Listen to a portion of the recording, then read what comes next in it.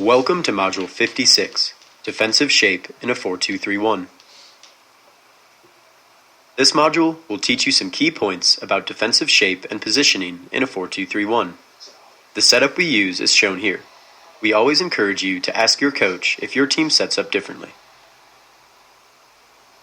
We will start off by looking at defensive shape when the ball is in a couple of different areas of the field, and then look at some common positional interchanges that are seen in the defensive phase of play.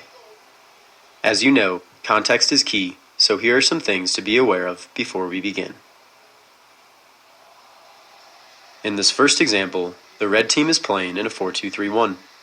As the highlighted center back for the white team receives the ball, we can see the red team shifting over as a unit. Pausing, we first see the 11 has tucked into a goal side position. In case you missed it, the player did a great job of checking his shoulder on the way to get a picture of what was going on behind him. The 9 stays connected to the 10 and 11.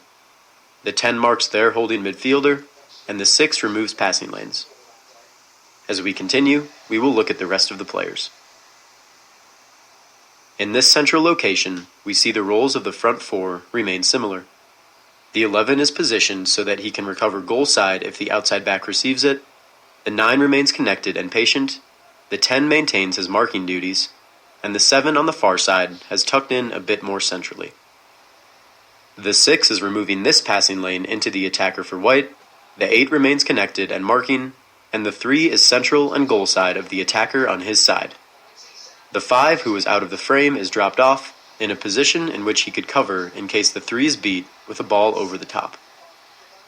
Before we continue, let's also notice all of the triangles that exist defensively with good shape, providing quality pressure and cover. Continuing, we see the 11 does slide out to force play backwards, and the rest of the team supports with great shape. Here we'll see an example of good team shape when the ball is in your defensive half. The white team is set up in the following positions. Let's watch their movement as the thrower holds the ball.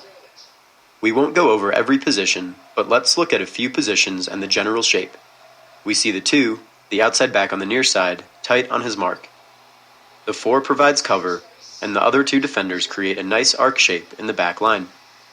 The 6 and 8 control central space, and the attacking midfield line is connected, with the 7 tracking, the 10 occupying space centrally, and the 11 goal side of any blue defenders who may push forward, also ready to be an outlet if a counterattack begins. So, we see a good team shape for the white team, but watch this player as we continue. He leaves his mark for just a second, and at this moment, the player could potentially turn and break pressure. Luckily, he has a closed body shape, and the white team is able to win it back. Now let's look at a couple of nuances that exist in a 4-2-3-1. The first one we will look at is the space that can potentially exist between an attacking midfielder and an outside back, here, which leads to an overload for the outside back.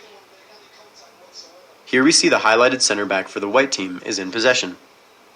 As he turns and plays it to the other center back, we see the 7, here, stepping out with little awareness of what the rest of his team is doing, and also without thinking about cutting off passing lanes while doing so. As he continues forward and gets beat, let's notice the 6.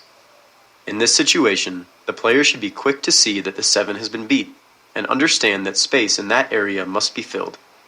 Instead of dropping in, we can see the player actually sliding up for a moment before making a slow recovery run back. So, because the 7 wasn't on the same page as his teammates about a press, and because the 6 was slow in sliding over to cover the space, we see that the 2 is essentially overloaded with a 2v1 situation.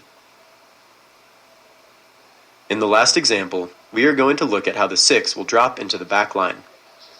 In cases like the last one, where the attacking midfielder is out of the picture, the outside back may have to slide out like this to apply pressure. If the 2 center backs already have marks, or if one of them has to slide out wide to apply pressure, the 6 will commonly drop into the back line, like this. Let's see what this looks like in a game. The ball is with the highlighted player who we see playing it out wide. At this moment, we can see the center backs here would leave very dangerous space open if they were to slide out wide. So the 6, here, drops in to join the back line. Please move on to the lesson to work through what we learned in the video.